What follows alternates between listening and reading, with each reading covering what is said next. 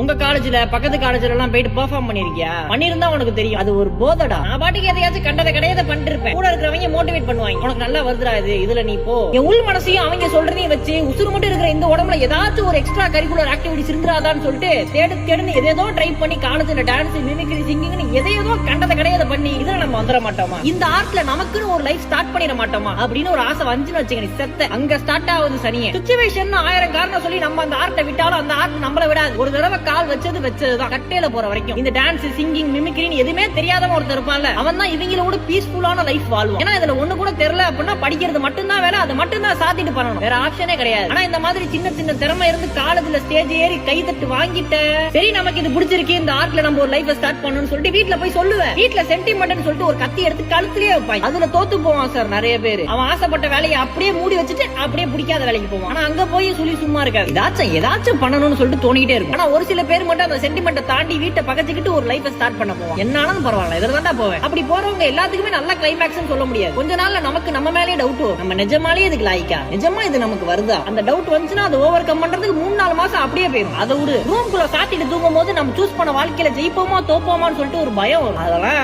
முன்னாடி அழுதா வீட்டுல சொல்லலாம், இப்ப யார்கிட்ட போய் சொல்றது? அவன் தனியா அழுது, தனியா விழுந்து, தனியா எழுந்து, முட்டி மோடி பரண்டு கடைசியில அவனுக்கு ஆசைப்பட்ட வாழ்க்கை ஒரு நாள் கிடைக்கும் பொழுது